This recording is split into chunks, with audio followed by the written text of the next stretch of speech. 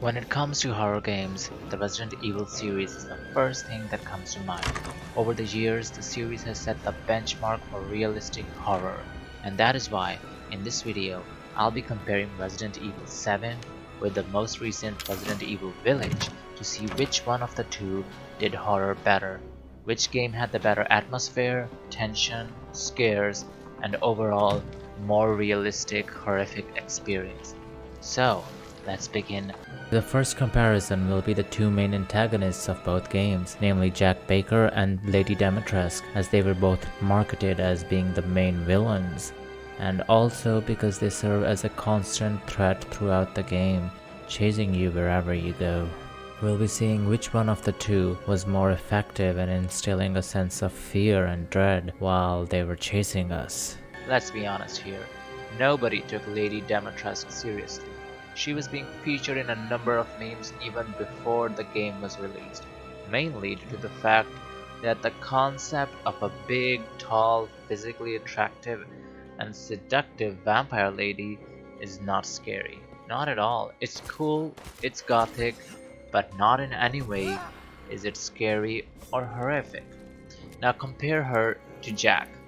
From the first look of Resident Evil 7, in the first reveal trailer and the follow-up trailers, we didn't know much about him at all.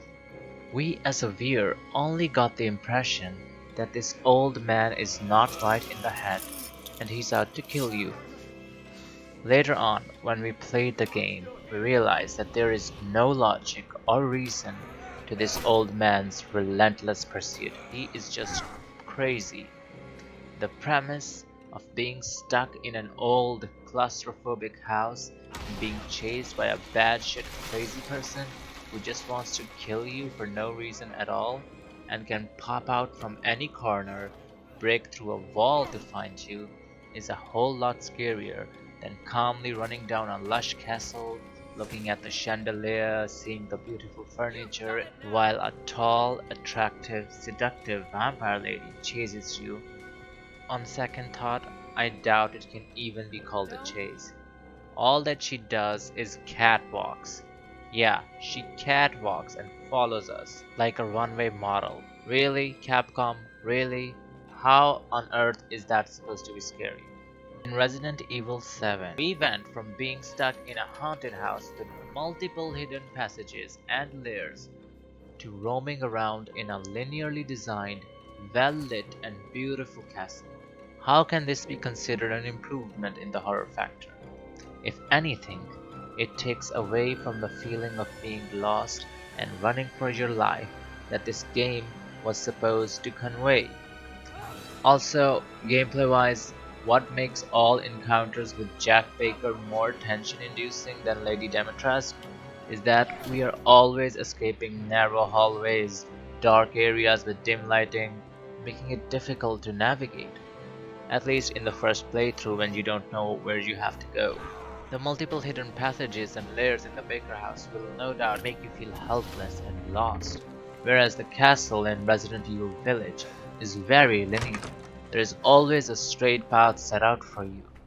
Most of the doors and entrances are locked until you really need them, until the game allows you to have access to them. Now I'll be comparing the sound design of the both games to see which game was able to create a sense of tension and urgency with their sound design and sound effects. Resident Evil Village doesn't have a very haunting soundtrack that keeps you looking around your surroundings, wondering if there is some danger slowly creeping up on you. Instead, most of the time, the sound design in Village is very silent, except for some environmental sound, such as the wind howling.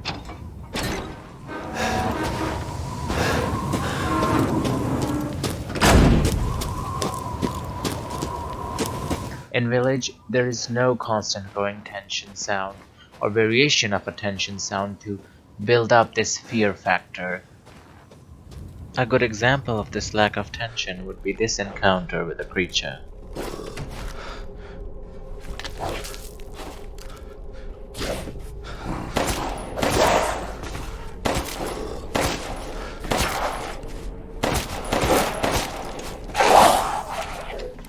The background sounds in Resident Evil 7, they had a tremendous effect in making you feel constantly uneasy and in danger. While walking through most of the Baker house, where Jack and Margaret constantly roamed the halls, there was a very deadly and consistent stream of noise and tension build up that just won't let you stand still at a certain spot for a long time.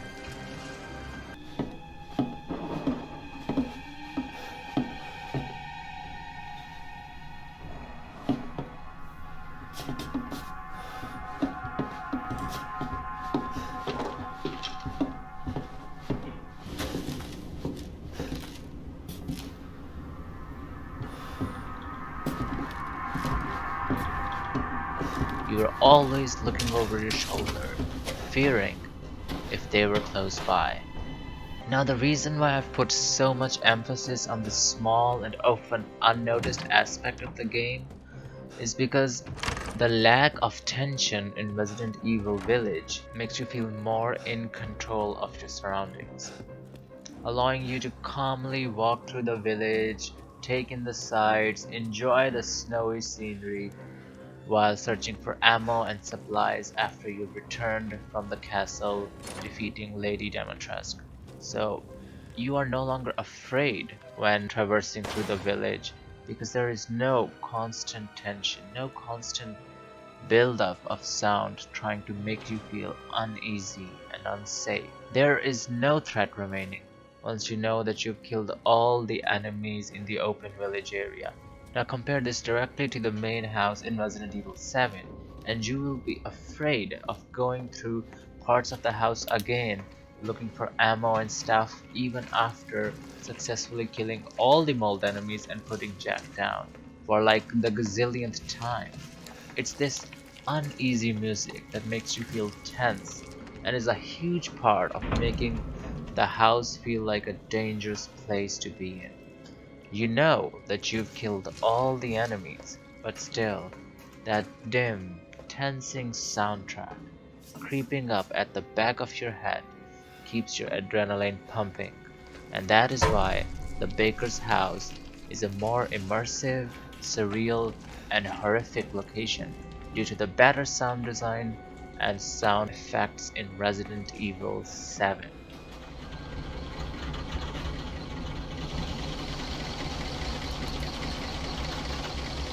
Now I will be comparing the real main villain of the both games. So this round will be Eveline going up against Miranda to see which one of the two villains had better story and motivations for doing what they did and causing our protagonist so much pain and suffering. Now comparing the two main antagonists of both games also gives us a clear picture to which game had the better storytelling and narrative. Eveline is the main cause of the events that take place in Resident Evil 7 and Mother Miranda for Resident Evil 8. Remember Eveline and her power over them all? Rose is her successor. No, Rose is Eveline's true, complete form. She will grow to fully control the masses. It is very interesting to see despite how Eveline is in a way a spawn of Miranda since she is created by the Megamycete. Still, Eveline outshines Miranda in every way except perhaps in combat. The story of Eveline is more touching and creepy as compared to Miranda, mainly because in Eveline we see a child who was raised in a lab trying desperately to create an artificial family through her immense powers. I know you didn't mean to hurt me. Kill him, Mommy. Doesn't want to be my daddy? Then he can die. Although Eveline's ways of going about it are messed up, still, it makes her an interesting take. Can we really blame a child who doesn't know any better, who was raised in a lab as a test subject, and doesn't understand the invasion of human rights that she does to bakers? If you look at it from Eveline's perspective, it makes her a sympathetic villain, because she never had a real mother figure to teach her the difference between good and bad, the difference between real love of a family, and a manipulated, forced mind control are two entirely opposite things. We see a child trying desperately to create a perfect family picture that she has probably seen in some cartoon or movie. Therefore, her motives to brainwash the Baker family and make them play pretend as her own family is somewhat understandable, especially when you consider the last moment where Ethan injects her with the antidote, and all she has to say in return. Why does everyone hate me?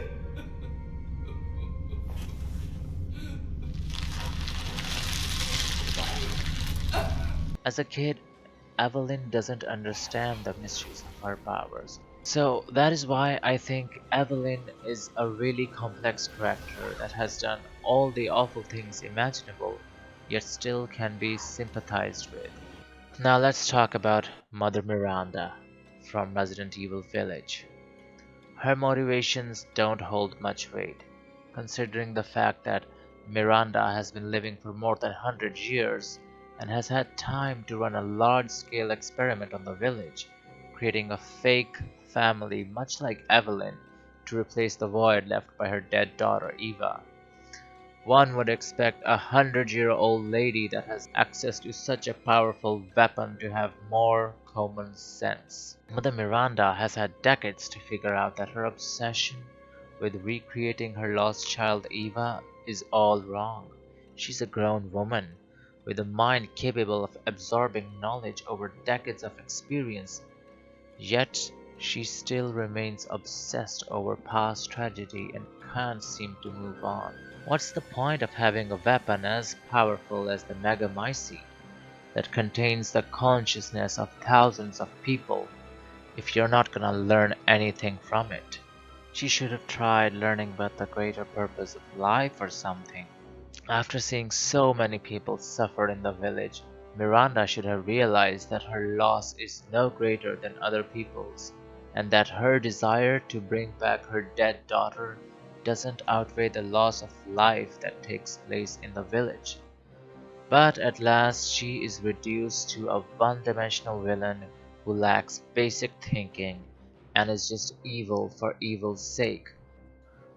If you're liking the video so far and would like to see more of my critique on amazing single-player games, then please drop a like and subscribe to the channel. Now we will be comparing the final fight, the big boss battle, so we shall see which game had the better boss fight, and I have a feeling most of us will agree on this one. Now if you compare the final boss battles of the two games, Resident Evil Village clearly comes out on top.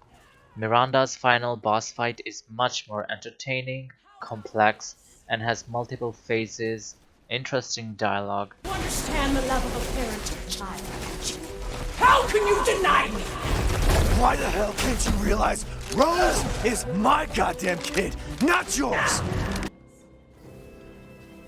Overall, the whole fight is a total marvel to behold.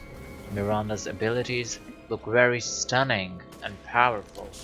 Seeing her transform into these eerie looking monstrosities is so exciting, and all her various attacks always keep you at the edge of your seat. The visual effects of her powers are top notch. Resident Evil Village really does push the boundaries of RE Engine, making Miranda look both glorious and grotesque at the same time. The developers really went a long way to animate the interesting sequences in which her wings transform into blades, her spidery legs, and so on. She looks formidable, old, and powerful as compared to Eveline, who looked like a bloated, gooey mess of mold and wasn't scary in the slightest in her final battle. Eveline's boss fight was too simple, scripted, and boring as hell, especially on a second playthrough. It's safe to say that Resident Evil 7's final boss battle was very uninspired and anticlimactic when compared to Resident Evil Village. In terms of an epic boss battle, Mother Miranda in Resident Evil 8 clearly knocks Eveline out of the park. Thanks so much for watching my video. I would love to hear your thoughts on the two games. Which elements of Resident Evil 8 or Resident Evil 7 you liked more, so feel free to drop a comment and let me know. Also, if you'd like to see more of my upcoming video essays on single player games, then please subscribe and hit the bell icon so that you don't miss my next critique on another amazing single player series. Hit boy's got to eat.